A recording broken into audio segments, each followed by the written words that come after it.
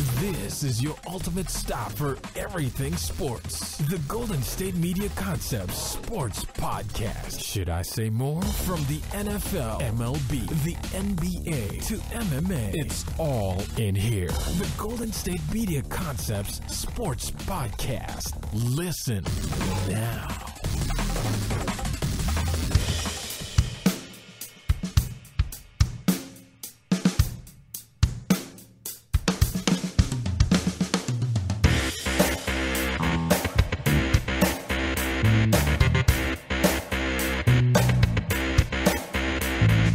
Thank you for listening to the Golden State Media Concepts Sports Podcast, where we discuss the latest and greatest news in the world of sports. I'm Ben. I'm Alex. What was that? What was shaking your I loaded it up. I had to get it going. You had to unleash the rage. Yeah. Hey, man, guess what I'm so excited about? I don't know. Hard Knocks with the LA Rams starts tonight. Does it on HBO? Yeah. I've never really been a fan. I love Hard Knocks. Unless the Packers were in it, I really wouldn't watch it. I'm not really an HBO subscriber, so I'd have to watch it. We got the HBO. I'd have to watch it illegally somehow on the internet. I can recap it to you if you want. Well, I mean, I don't really care much about it. It's with the Rams. I'm not a Rams fan, so I'm not a fan of any team that's ever. Even the Ravens were on it one year. I despise the Ravens, but I love watching Hard Knocks. I'm glad you're excited for it, and I'm glad you get to watch it again. Yeah, man, I'm so stoked because you didn't get to watch the first preseason game on Sunday, which I know you were upset about. Thanks for reminding me.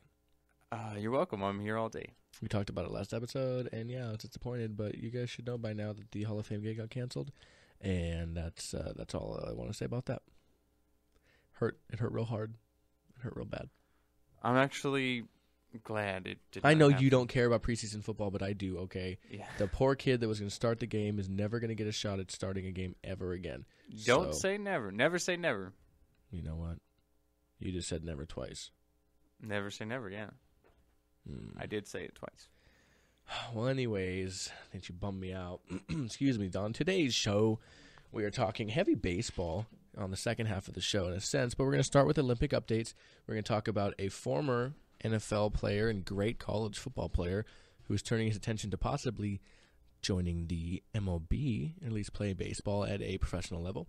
And we're talking about the great, player that is Ichiro Suzuki and his quest for 3,000 hits this past weekend. But Ben, as always, we're going to start with what you made me start, which I'm very happy to do, and that is the fun fact of the day. Yes. We talked about something along these lines yesterday on my football show, talking about Ken Stabler. And Jeremiah was like, yeah, he played for the Raiders. And I said, yeah, he played for the Raiders, and he played for the Saints. And he finished his year off with the Saints, his career off with the Saints. He played with the Oilers also. I said, but did you know that he actually started his career in a league that is no longer standing, and it's the Continental Football League. The Continental Football League exists from 1965 to 1969. In its final season, it housed teams by the name of the Alabama Hawks, the Arkansas Diamonds, the Charleston Rockets, Chicago Owls, Indianapolis Capitals, Michigan Arrows, Norfolk Neptunes, Ohio Valley Ironmen, the Oklahoma City Plainsmen, the Omaha Mustangs, Orange County Ramblers, Orlando Panthers, Quad City Raiders / Las Vegas Cowboys. What, did they move? The Sacramento Capitals. Our days of football glory. The Seattle Rangers.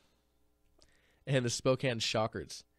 The CFL merged with the Professional Football League, which was the PFLA, in 1968 following their final season. But if you want a little fun fact, the commissioner was Danny Hill, and Hill established a weekly payroll ceiling of $200 per player and $5,000 per team. Yes, 69 being the final season with all those teams I recently mentioned.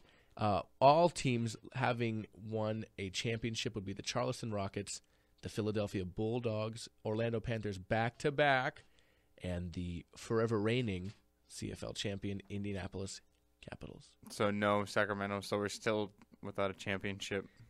Well, the Sacramento Capitals, I'll give you a little rundown real quick before we get started. They played from 1967 to 1970. They played at somewhere called Hughes Stadium. Yeah, it's at Sac City College. Yes, it is.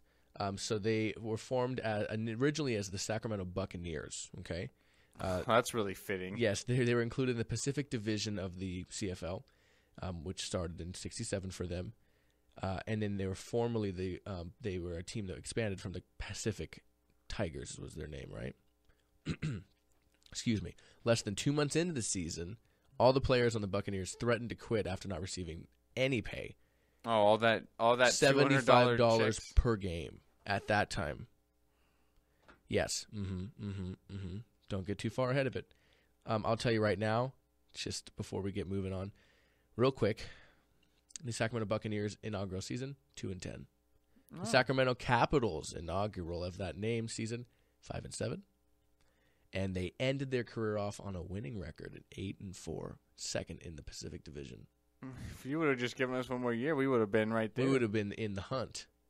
But in 1970, with the future of the CFL pretty much gone, the Capitals folded after selling less than half of the 3,000 season tickets needed to remain viable, thus ending the chapter of Sacramento football until the Mountain Lions showed up in the UFL in the, I think, 2012 season. I went to one of those games. I did not go to any, I'm sorry. And it was probably one too many. Fair enough. It was probably one too many. Okay. Well, but hey, anyways. yeah, I'm done with my special facts of the day. That was a good one, wasn't it? I actually didn't know that, so Yeah. I guess you have to say it was. That's why all my friends go to me for sports information. I got a trivia night here at one of the bars, Old Town Pizzeria or whatever, down Elk Grove, Florida, where Ben and I live. And not together, obviously. Yeah, I've never done that, so not anymore. But there's trivia night on Tuesdays, and whenever it's sports questions, everybody looks over at me. But I figured I'd help you guys out with some fun facts. You know, if I can't pretend to know football knowledge if I don't know all of the leagues and amateur leagues. You know, something to tell your friends when you go to a party. And my fun kids. fact. There you go. Yeah. All right, so moving into actual news and the Olympics. The Olympics have been getting strong days ever since it started on Friday officially. The 2016 Summer Olympics medal tracker, just give you an update real quick. The USA is in the lead with 18 total medals. I feel like this is always the 1 and 2. China is right behind with 13. And then a two-way tie between Japan and Russia. There for third place with 10 medals. It's Italy with 9, and rounding out the top 5 will be Australia with 7. Almost every nation, for the most part, has at least one medal currently. Well, I mean, plenty of them. 35 nations have medals. Yeah, not at least every, but plenty. Well, no, not 35, I should say, but I'm not going to count that right they're now. ranked. The lowest is tied for 35 with Portugal, Poland, Greece, Georgia, and Spain. They all have one medal, and all happens to be bronze. That's a lot of people that have one.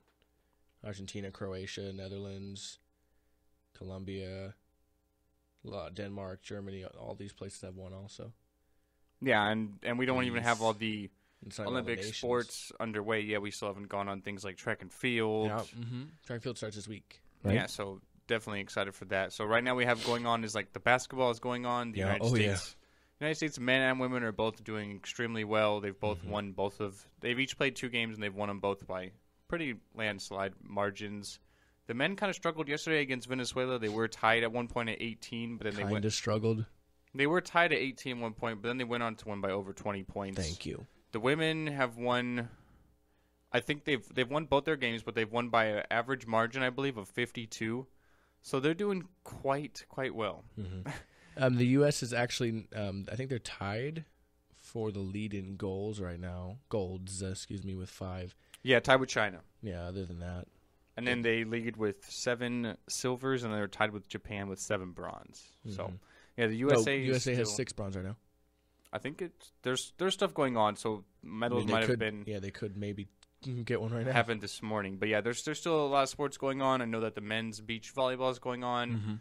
The women's beach volleyball last night. I know that Carrie Walsh ended up winning with April Ross. So So they're off to a good start. I did see that Venus and Serena did lose in the doubles for the tennis, and I saw that Novak Djokovic lost as well in the men. So Djokovic really struggling, losing early in Wimbledon and now losing early in the Olympics as well. So bids to see if there's something going on with him. Yeah, a lot of swimming stuff. Katie Ledecky absolutely dominated in the 800-meter freestyle a couple nights ago. She broke her own world record by over a second. Yeah, by far. It was almost her entire body past that little line they have watching the record. Yeah. Man, she was killing it. Excuse me. Yeah, and Michael Phelps is going for the 200-meter gold tonight in the butterfly. That's like his trademark. That's his thing. His trademark event, although he did lose the gold in 2012 in London. But did you see Michael Phelps last night as he was sort of staring down? No. He wasn't staring down. He was trying his very hardest to avoid him.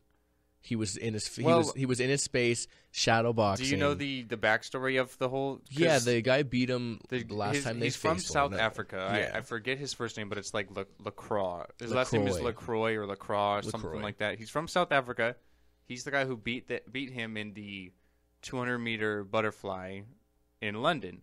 So Michael Phelps is in sort of the ready room, getting ready for his race, and he just gives him the meanest, angriest face I think I've ever seen. Well, what it is LaCroix was trying to get, quote, in his head.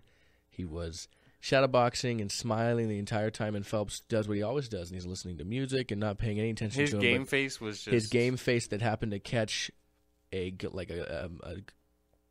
directed glance at LaCroix was just one of the most hate-filled eyes of a face I've ever seen. I think. And they're making memes everywhere. I've seen so many of them. I've seen laser beams coming out of Phelps's eyes right over to LaCroix's head, fire coming out of it, like he's kind of Cyclops from the X-Men or something. Yeah. But yeah, it was quite funny. So Phelps ended up finishing second in his semifinal last night. LaCroix ended up finishing third, so he did beat them in that. But he is going to be going for the gold tonight. I think the big story so far in the Olympics was really what happened last night with the swimming, with Lily King and her rivalry with Yulia Efimova from Russia. Did you see about that, Alex? I did. It was the event was, I think it was the 100 meter or 200 meter? I want to say it was 100. I think it was the 100 meter breaststroke. So Lily King is from the United States. She's 19 years old. She goes to college in Indiana. She's the defending national collegiate champion in this event. And she was going into this event as one of the favorites with Efimova, who's from Russia. Efimova is the defending world champion at last year's World Championships for swimming. But Efimova has tested positive for steroids twice. Yeah, numerous times. Yeah, so she tested first time, and then she was suspended for 16 months. And then she tested positive again right before leading up to these Olympics. And she was not supposed to be swimming in these Olympics, but she did win an appeal, as well as a lot of numerous Russian athletes did leading into these games. So she was able to swim. In the semifinal, which was 2 nights ago, they each were in opposing semifinals. So Efimova wins her race pretty handily. She holds up at number 1, I've won, I'm number 1. So then King comes out in the next semifinal, and she wins her race, and she beats Efimova's time by really, really not that much. I think it's 2/100ths of a second, so not much. But then she holds up her finger no, I'm number 1. A real budding rivalry. So then NBC ended up interviewing Lily King after her race and saying, you held up the number 1. What was sort of going through your mind about that? Why did you do that? And I'm really going to paraphrase this, but she went on to say, talking about Efimova, you tested positive for steroids twice. There's really no reason you should even be here. So it was oh, wow. She was really outspoken about that, and talking about how I'm doing it for the clean athletes. I'm trying to do everything clean, and you're a dirty, dirty athlete. So then you had the gold medal race last night. You have Lily King coming out on top over Efimova. And then also we had an American come third, so she won the bronze. So I call that the bracket. Yeah, kind of in between. Efimova sort of sandwiched in between. But anyways, so King ends up winning. She's really excited. Of course, she just won a gold medal, her first gold medal, 19 years old. You still haven't even reached the prime of your career yet, really. Yeah. So she was really excited, and then really just kind of rubbed it in Efimova's face, I'm the clean athlete, and I still beat you. So I think that was great. And it was United States versus Russia. We really just a budding rivalry for years. Yeah. So I thought that was a great moment, great event, and really good for King. And I'd say that's probably the biggest moment of the Olympics so far was last night. Some other little notable things going on this morning. Actually, is the U.S. Women's field hockey team. Upset. They just upset Australia. As a matter of fact, they beat them. What was the score? I just saw it a second ago. They beat them 2-1. And they beat 2-1, and then the U.S. team also beat number 2 Argentina 2-1 also in the Olympic opener. So they've been on quite a hot start, you could say. It's nice to see. It's funny, like some the Olympics always brings out people who it almost seems like they couldn't care less about these sports, and then the Olympics come out and they're like, oh my God, field hockey. I'd say with the Olympics more so than anything, it brings out the casual fan. Yeah. The people that aren't really, sports fans. They show up to the Olympics because you have the pride of your nation. You have really the events that aren't showcased that much. Like, when do you ever see swimming on TV or field hockey, indoor volleyball, beach volleyball? You don't see that stuff on TV except for really the Olympics. Yeah, excluding like some college stuff. Yeah, so you like bring volleyball. in that casual fan. So I definitely understand that. I love the Olympics. I've been watching it every night. Mm-hmm. So I mean, it's definitely a great thing. I've been surprised that we really haven't had any real issues with Rio since the Olympics started, since the opening ceremonies on so Friday. far so good. We talked about on last week's show how we said, could this possibly be a successful Olympics? And we said no because of all the negative publicity it was getting leading up to the official start of the games. But since that's happened, we haven't really heard anything coming out that has been negative about the games, the IOC, and Rio. So I definitely applaud Brazil for getting things right so far. It's still early. We still have 12 more days of the Olympics to go, but they're doing really well right now. So yeah, so far so good. Okay, well, we are going to take our first break here, and then we're going to get back and talk some baseball and sort of some football. So we'll be right back here at the Golden State Media Concepts Sports Podcast. Tired of searching the vast jungle of podcasts? Now listen close and hear this out. There's a podcast network that covers just about everything that you've been searching. Hey! The Golden State Media Concepts Podcast Network is here. Nothing less than a podcast bliss with endless hours of podcast coverage.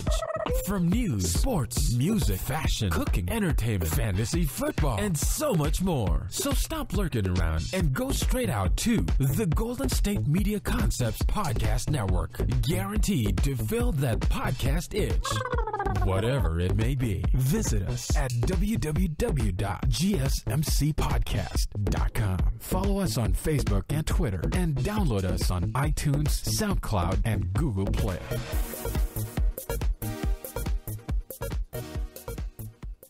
All right, we're back here at the Golden State Media Concepts Sports Podcast, and we're going to talk a little football, a little baseball, a little 1-and-1. Ben, why don't you give us the lowdown on that? So breaking really this morning from ESPN, Adam Schefter, former NFL quarterback and current ESPN broadcaster who does work with the SEC network, Tim Tebow is actively pursuing a career in professional baseball and plans to hold a workout for MLB teams later this month, according to his agent Jimmy Sexton and Nick Khan. Yeah. For almost the past year, Tebow has been training in Arizona and Los Angeles to hone his hitting and fielding skills in a sport he has not played on a full-time basis since 2005. So Tebow was a all-state baseball player in high school in Florida, but that was 11 years ago. So 2005, I mean, he's trying to sort of make a comeback here.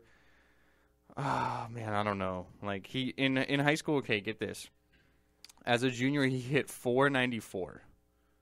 Okay, so he's almost hitting 500, so that's really not bad. How many bats did he have, though? I'm not sure. Hope it's not like 3. They reached the state Final Four of the Florida State playoffs. So definitely he was on a good team. He's on a very good football team. Hitting almost 500. I'm surprised he even played baseball. I didn't know he played baseball. I didn't really either, but they had a 30 for 30 on him, or some kind of documentary on him when he played football in high school. And I figured that would have been like his only really sport, Yeah, Tebow will be turning 29 just in a few days on Sunday. He notified his current employer, which is ESPN, that his desire to chase a baseball career, but he will continue to fulfill his broadcast obligations to the network. So he does college football for the SEC network. So he's still going to be doing that, but he's planning on hosting a workout for Major League Baseball teams. Your thoughts? I mean, I don't know. I have no idea the level of skill he has when it comes to baseball. You know what I mean? I feel like it's going to be hard for anybody to do that. Personally, in my opinion, I really have to get an idea of the skill level he has when it comes to baseball. He had a tryout with the Dodgers before this season. A scout was there, and the team showed some kind of interest, but nothing happened. You know what I mean? Okay. I don't know what position he played. I don't know what he would play if he's in shape to be playing, every day. Obviously, he would go to a AAA team or single A or double A. He wouldn't go to the show, obviously, right away, if ever.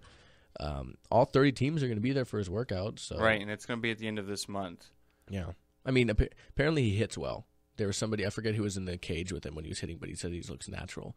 But that doesn't mean a lot. You know what I mean? He might hit well, but he hasn't really played an organized baseball. He hasn't seen, a solid starting pitcher or whatever in 11 years. And even to say solid, too, yes, you have a lot of good kids in the Florida system, especially when you play all-state, or at least get to that level, but you also play a lot of kids who are just playing baseball in high school because they want to play a sport in high school. It's a lot different. It's a lot different. You have the best in the world, roughly, at least some of the best in the world from multiple countries, let alone the Americans that are playing. And it's not an easy thing to do. No, it really isn't.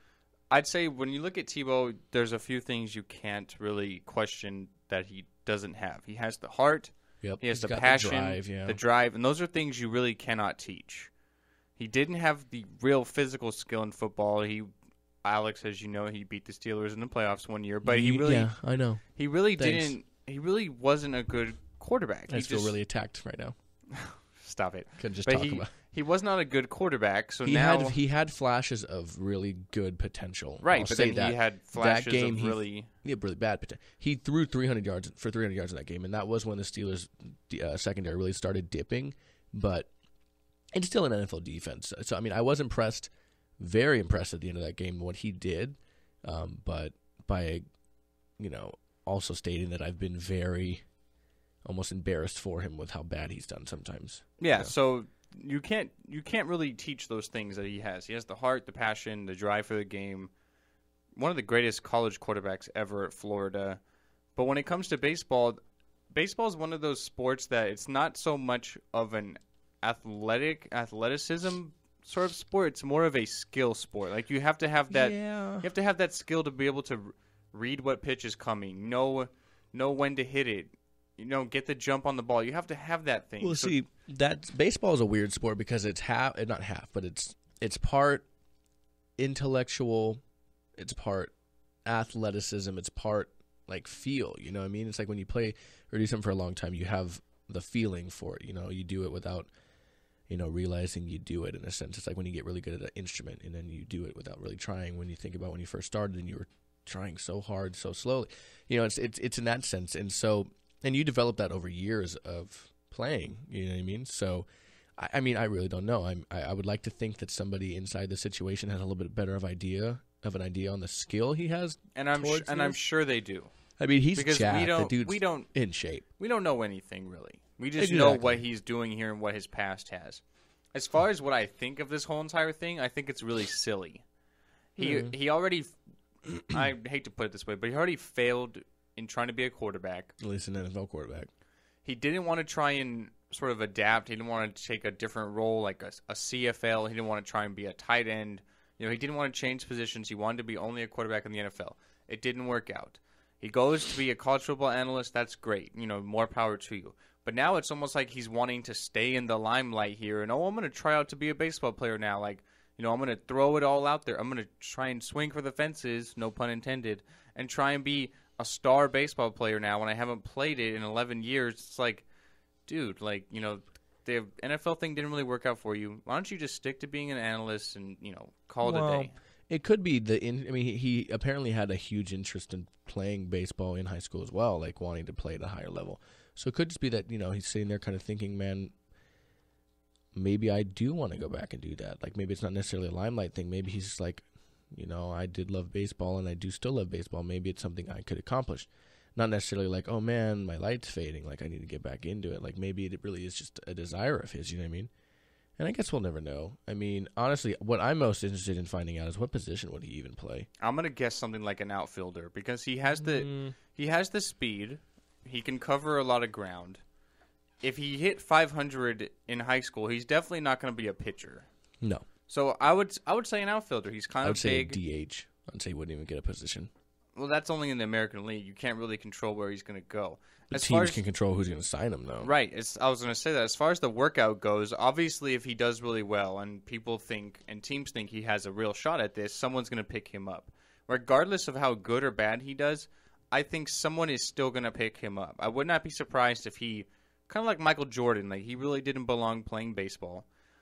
I would not be surprised if a team from Florida, Miami Marlins, Tampa Bay Rays, because he is a Florida guy, I would not be surprised if a team from Florida picks him up, regardless of how he does, signs him to at least a minor league contract, and puts him out there. Because, oh wow, Tim Tebow, they're going to sell tickets off of Tim Tebow. If the Florida team signs him, he's from Florida. He's going to bring people in. ESPN and all these networks are going to be covering it because Tebow is one of really, I'd say Tebow and sort of Manziel recently. Polarizing media athletes when they really haven't had successful playing careers. I'd say more so that he's going to get coverage off that, and they're going to make money off of him regardless of how good or bad he does. So I think regardless someone signs him, how good or bad he does in the tryouts. Okay. I mean, I would say, I have no inclination of what position he would play, but I haven't seen anything, so I would imagine all he's doing is hitting. I would say, hey, maybe he's going to be a DH. Rays. Boom. Put him in the system. I mean, we'll have to wait and see. Obviously, we'll keep you updated. The tryout's supposed to be at the end of the month. Tryout. I find it interesting that he's been working at this for almost a year now. I'm interested that how they kept this under wraps. This didn't get broken until today. Mm-hmm. The tryouts end of the month is 3 weeks away. I'm surprised that this did not get leaked out prior to this. They let it out when they want it out, man. But you know what I'm saying? With how much sources and how fast words spread nowadays with the internet and everything, I can't believe they kept this under wraps for so long. Yeah, maybe they didn't just tell anybody they needed to know. It's all they need to know. I guess so, but Tim Tebow trying to be a baseball player now. Do you think he settles and calls it successful if he makes it to the minor leagues, or do you think if he doesn't get into the majors, he stops this thing? Maybe, yeah. Kind of like how he did with the NFL. Like, he didn't want to take a different role. He didn't want to take like a Canadian Football League, Arena Football League role. I don't know. I wouldn't be surprised. I wouldn't be either, because he's one of those guys that's like, if I'm not at the top of the mountain, then I'm, not going to climb the mountain. Not really there. So I wouldn't be surprised, but who knows? I just think this whole thing is silly. Like, there's, like, why? Fair enough. Why now? Because you didn't have a good NFL career? He just has always had the desire. Maybe he finally says time. I don't believe that. I think he just wants to really stay in the limelight. Really. I don't know. That doesn't seem like the kind of guy he is. Yeah, I think it is. I mean, if that was the case, he would just keep trying to join the NFL. I wouldn't be surprised if Tim Tebow is on The Bachelor eventually. No, he has a girlfriend, doesn't he? Well, I'm saying like if the opportunity were to arise, you know what I mean? Because I know Jesse Palmer did it one time. Jesse Palmer is no Tim Tebow. No, but I'm just saying, like, I would not be surprised if you see Tim Tebow on The Bachelor eventually. Like, he wants to stay relevant. Okay. Which, of course, I mean, I understand a lot of people want to do that, but I just think you're already in a good position. You're at ESPN for the SEC Network. You're doing a good job there. Like, why take a chance of jeopardizing that? Maybe he just, like I said, man, maybe he just really wants to play baseball. Maybe. I don't know. Maybe that's what he's about. I guess so, but if he really wanted to play baseball, then why did he pursue football?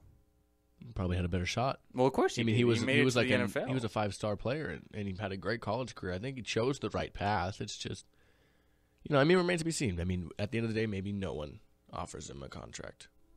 Wouldn't be surprised. Well, anyway, we're going to move on to a actual MLB hitter in a second after we take our final break here. So we will be right back at the Golden State Media Concepts Sports Podcast. Do you want to be healthier, yet you just don't know what to do? All these shows telling you this and that, but nothing seems to work. Well, listen close. Golden State Media Concepts has got something great for you. The Health and Wellness Podcast dedicated to workout trends, healthy eating habits, diet, and everything about healthy living. Join us in our banters as we help you not just live life to the fullest, but live it to the healthiest.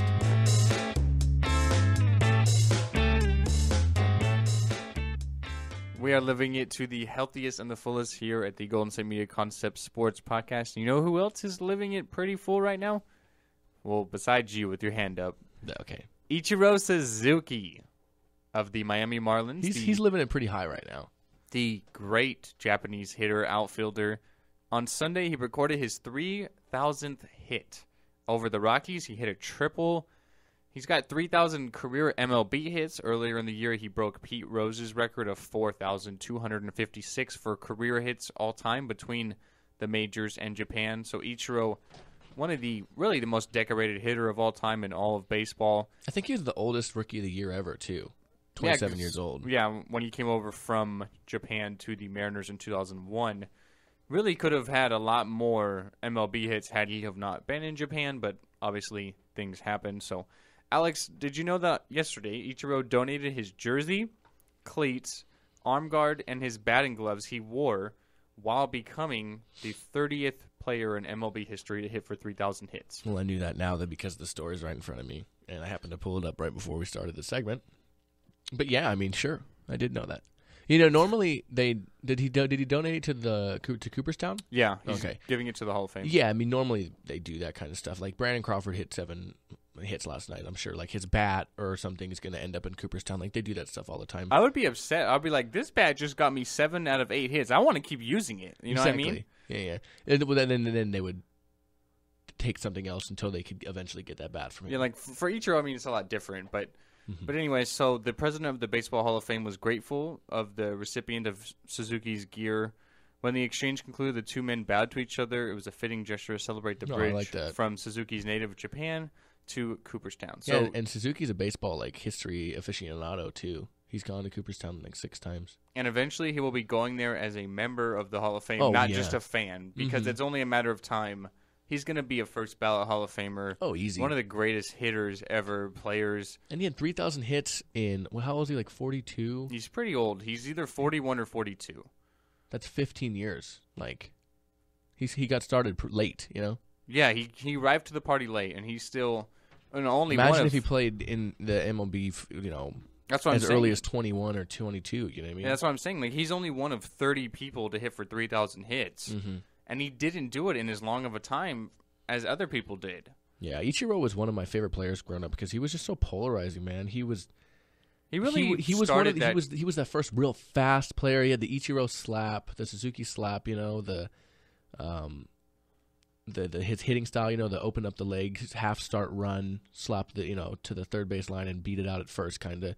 It was just he was doing it different than everybody else, and it was so awesome to watch. He really started that trend of international people coming into the major leagues, and if you look at it now, there's obviously so many. The list goes on and on, but Ichiro was really the catalyst of that movement. Mm-hmm.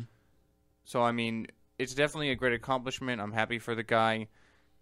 It was really there for a while. It was almost like, how long is it going to take him to do this? Because he had, so many tries and he wasn't getting hits.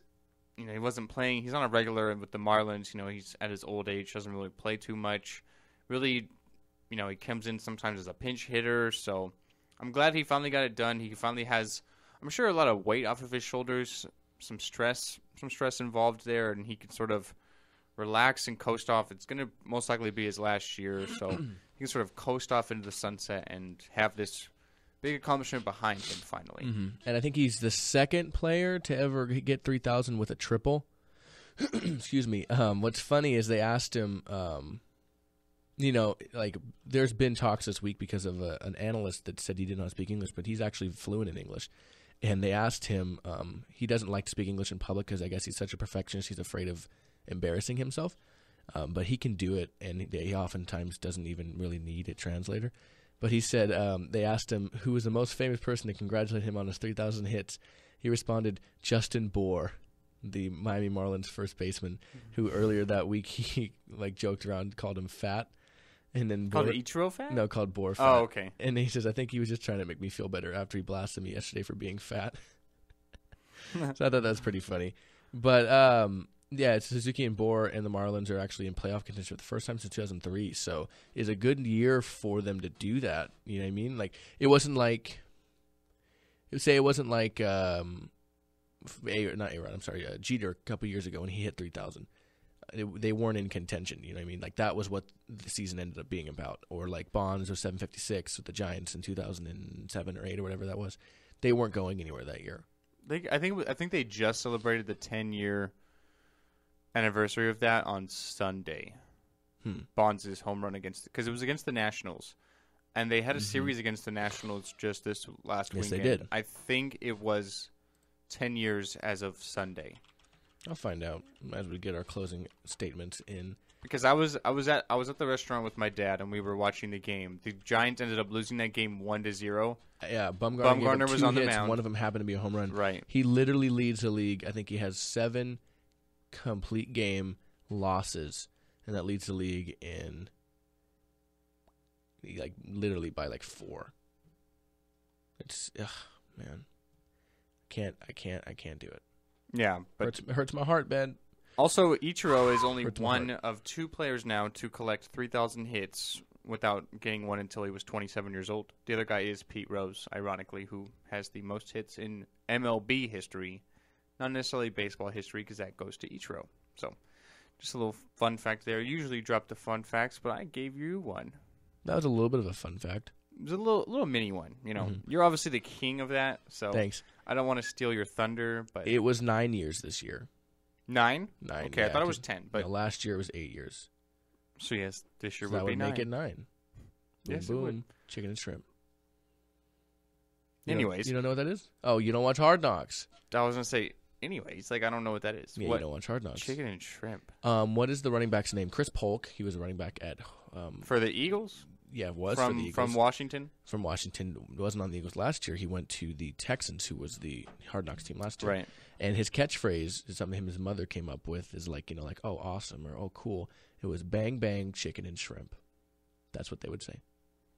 I don't get it, but I don't understand it either. I'll never understand it. But he literally instead of he would have a big run, instead of being like oh yeah, he'd go bang bang chicken and shrimp.